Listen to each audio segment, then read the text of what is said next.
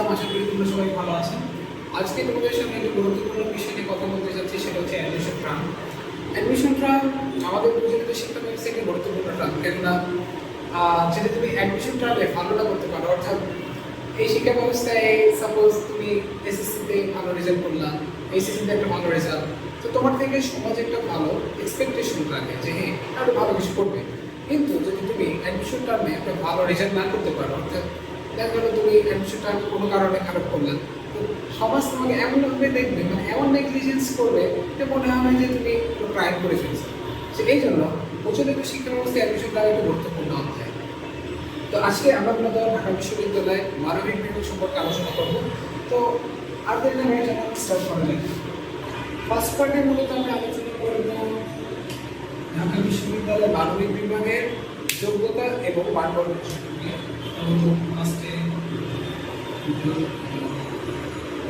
ফার্স্টে আমরা যোগ্যতা নিয়ে আলোচনা করব। অর্থাৎ ঢাকা বিশ্ববিদ্যালয়ে পরীক্ষা দিতে চাও, তোমাকে অবশ্যই এসএসসি প্লাস এইচএসসিতে দুইটা মিলে, এসএসসি এবং এইচএসসি দুইটা মিলে মিনিমাম জিপিএ থাকতে হবে 7.5। এখন তবে একটা শর্ত এখানে হচ্ছে যে তোমাকে যে কোনো একটাকে, অর্থাৎ তুমি যদি এসএসসি বা এইচএসসি কোনোটাতে যদি 3 পয়েন্ট এর নিচে পাও, তাহলে তুমি ঢাকা বিশ্ববিদ্যালয়ে পরীক্ষা দিতে পারবে। অর্থাৎ তোমাকে সাপোজ তুমি এসএসসিতে পাইছো, এইচএসসিতে পাইছো 5 আর এসএসসিতে পাইছো 2.90, সো দুইটা মিলে 7.9 হইলেও তুমি পরীক্ষা দিতে পারবে না, কারণ কোনোটাতে যে 3 পয়েন্টের নিচে যাবে। তো এবার আসলে হচ্ছে নেক্সট টপিক, সেটা হচ্ছে মানদণ্ড।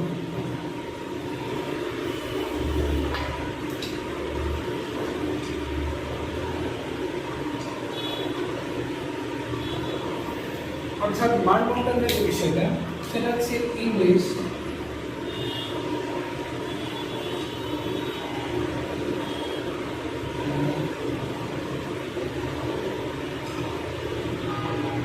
বাংলাতে এমসিকিউতে থাকবে এবং জিকেতে, অর্থাৎ ইংরেজিতে আমাদের থাকবে হচ্ছে 15টা এমসিকিউ, বাংলাতে এমসিকিউতে থাকবে 15টা এবং জিকেতে থাকবে 30 মার্ক। এর পাশাপাশি 20 মার্ক থাকবে রিটেন, টোটাল 100 মার্কের এক্সাম। এসে টোটাল 100 মার্ক। 100 মার্কের মধ্যে 5 মার্ক থাকবে ইংরেজিতে, তোমাকে মিনিমাম পেতে হবে হচ্ছে 5 এমসিকিউতে, বাংলাতেও মিনিমাম 5 এমসিকিউ এবং জিকেতে মিনিমাম 10। সো টোটাল তোমাকে সম্পূর্ণ মিলে 24 পেতে হবে।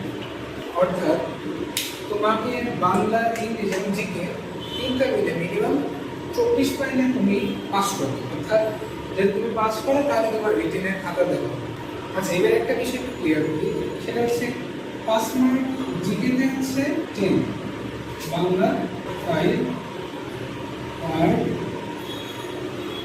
ইংলিশ 5। সেটা ফার্স্ট। তো সাপোজ মানে তুমি জিকেতে 30-এর মধ্যে তুমি জিকেতে পেয়েছো হচ্ছে 25 অ্যান্ড বাংলাতে পেয়েছো হচ্ছে 10, এবং তুমি ইংরেজিতে দুর্ভাগ্য নাম্বার পাইছো 4। সো টোটাল কত আসলে হচ্ছে 35, 39।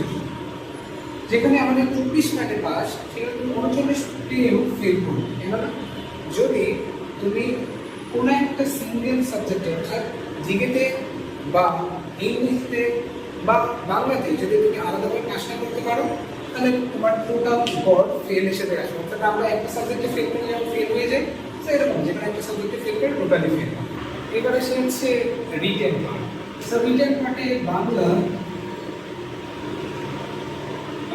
থাকবে হচ্ছে 20, ইংলিশ থাকবে হচ্ছে 20। সো বাংলা ইংরেজি দুইটাতে থাকবে 20 করে।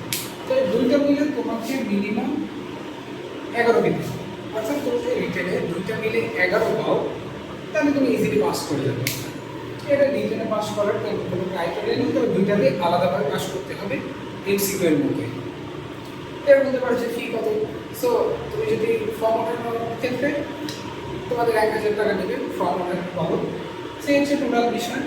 আই থিঙ্ক এই ক্লাসটা তোমার জন্য হবে এবং পরবর্তী ক্লাসে আমরা আলোচনা করবো ইনশাআল্লাহ ইংরেজি সিলেবাস নিয়ে, যে ইংরেজি আমরা ঢাকা বিশ্ববিদ্যালয়ের মাধ্যমিক বিভাগের জন্য ইংরেজি কোন কোন টপিক আমাদের মাস্ট পড়তে হবে, অর্থাৎ হট টপিক নিয়ে। ইনশাআল্লাহ দেখা হবে পরবর্তী ক্লাসে। আসসালামু আলাইকুম।